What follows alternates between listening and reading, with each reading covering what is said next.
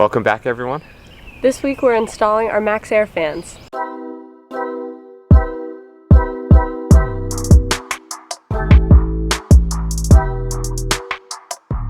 Hey, we're out here bright and early. The birds are chirping. Natalie's got her coffee. And all we have to do this week is cut some holes in our roof. Easy peasy. We're going to install the first of our MaxxAir fans at the front of the bus. We chose this location because there's already a pre-existing vent cover and the top of the bus. So there's already a hole cut out here. Of course, it's not the same size as the 14-inch that the MaxxAir fan requires. So we'll just cut it a little bit bigger and it should just slide right into place. The first thing we did was take a square and mark the locations of the 4 points of our MaxxAir fan. So we know it needs to be 14 by 14.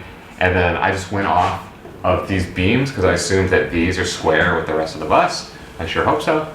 So using these as a square, I measured out 14 by 14 around the previous vent fan that we mentioned before. Now that I've got my markings, I can dry fit this 14 by 14 hole around it, and it seems to fit perfectly within my markings. We think that the original vent was a little bit off center, so we kind of have to work around it. But the markings we have out, we're pretty confident are centered with the middle of the bus, which is good because once we get up there and start drilling holes, that will kind of mark the center where we'll put the solar panels behind it as well. So it's important that the first cut we make is as centered as possible.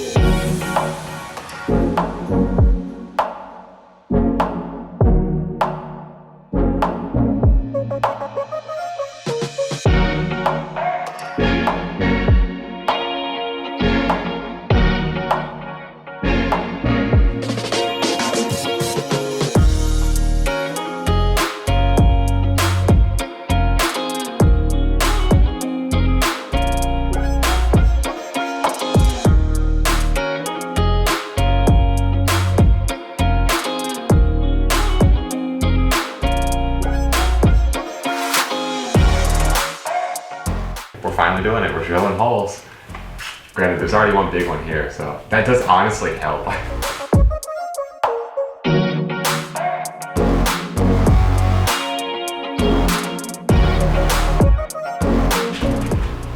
think I can just do this. If it works. I'm not gonna lie, it's very tiring. You're literally like punching a hole through steel. Yeah, let's say it like that. It sounds more impressive. Alright. Jimmy, if that moves the hole. It looks good. Oh my goodness.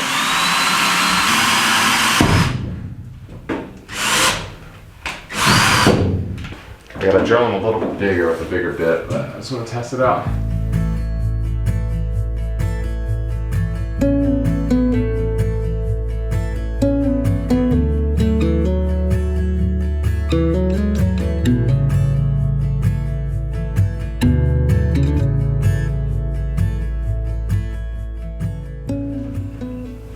Okay, alright.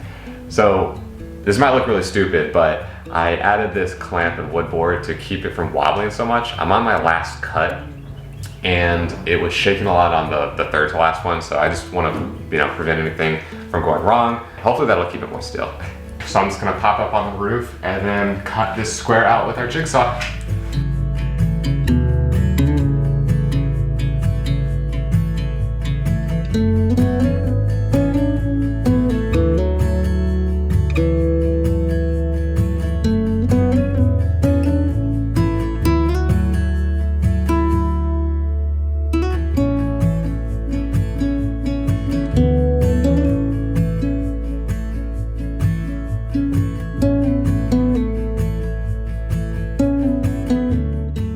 Now we have a hole in the roof for the vent fan to go in, and before we put it in, we just want to put in some wood supports around the 4 edges where it's going to be, just so that it has some extra support and to help us whenever we're running insulation later for the ceiling.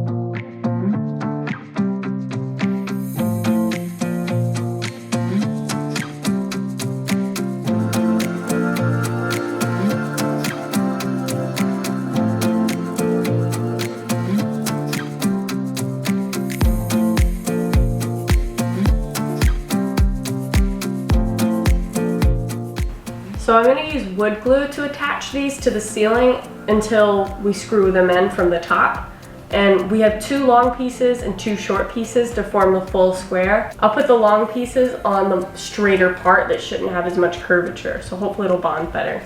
So I'm going to be gluing the wood to the ceiling from inside the bus, and meanwhile Jimmy will be on the roof helping to put in the base for the fan that will hold it in.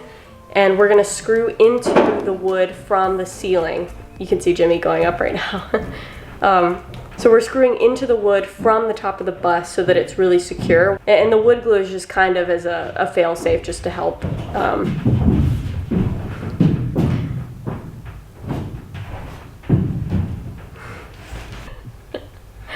Hey! Hey.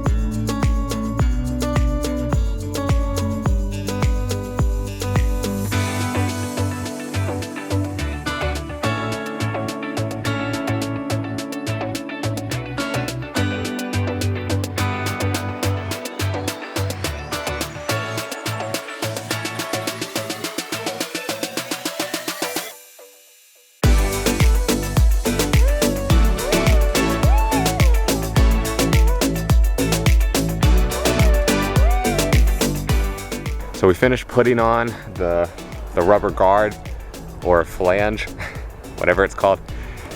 So we're ready to dry fit the fan. I wanted to dry fit it one time before I finished putting the silicone over the screws because I've seen or heard of horror stories of other people making mistakes, and I want to be able to unscrew it if we've made a mistake. So I'm going to try and dry fit it now.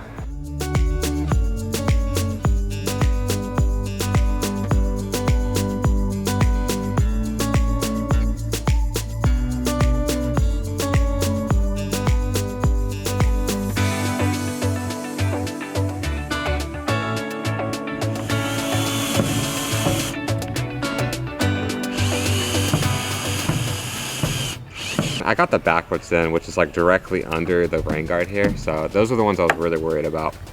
Also, yeah, if we haven't explained it yet, we tried to screw it onto some wooden supports underneath, but when we did that, it tightened the plastic ring that you need to put in first. And so then the larger fan was unable to drop all the way down, so we couldn't screw it into place. So we just ended up taking out all the screws, dropping it into place and tightening that on. And now we're tightening the rubber ring on, which is not the right order, so it's really annoying. We do have a second MaxxAir fan, which we'll put in the back, so when we put that one in, we'll probably do it better.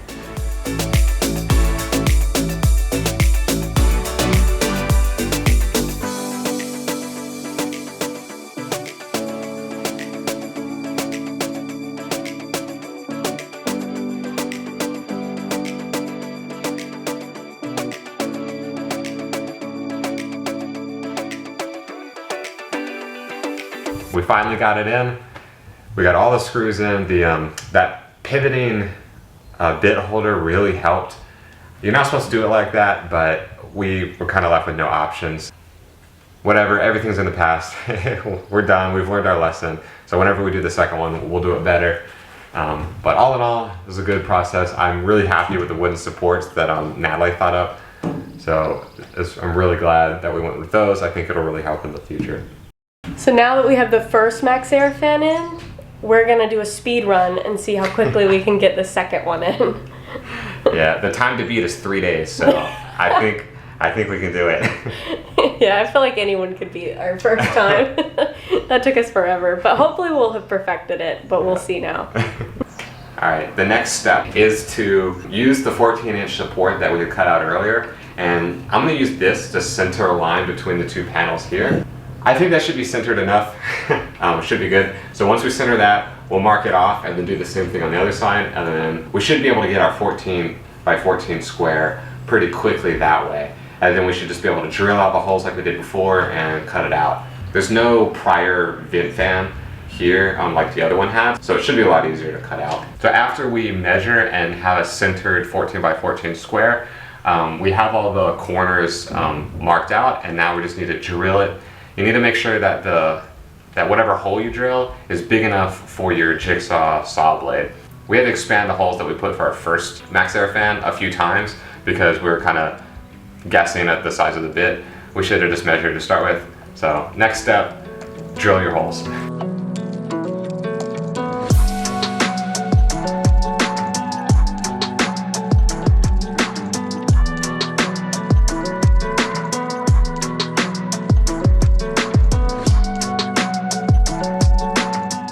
The next step is to hop up on your roof and cut straight lines in between the 4 corners that we drilled out.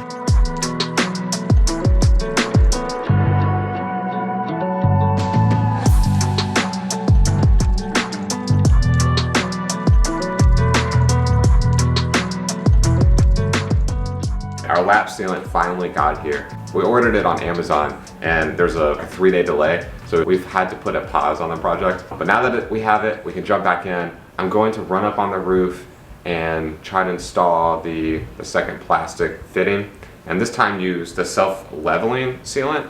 The first time we only used the normal outdoor silicone. I think it worked, but it didn't seep into the cracks as well as I thought it would. And so we ordered some self-leveling sealant. So we're gonna try this out and maybe compare the two.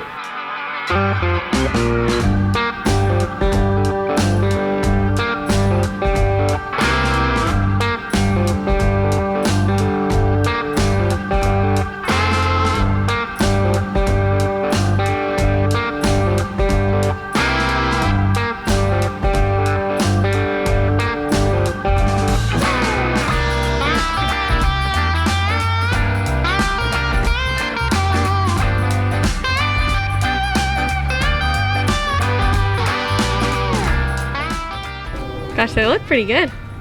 They look like little shark fins when they're open.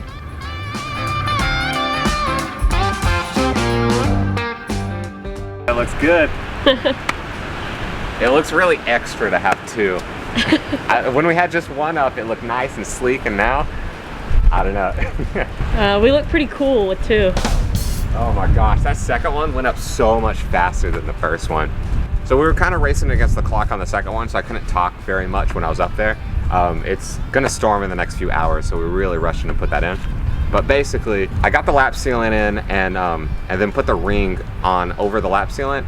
And instead of screwing the ring down to the metal frame completely before putting the fan in, I just screwed it in just enough to keep the supports there, because I think I made that mistake on the first one where I screwed that plastic flange all the way down, and when I did that, it curved to the same curve of the bus, and that prevented me from putting the fan all the way on the flange.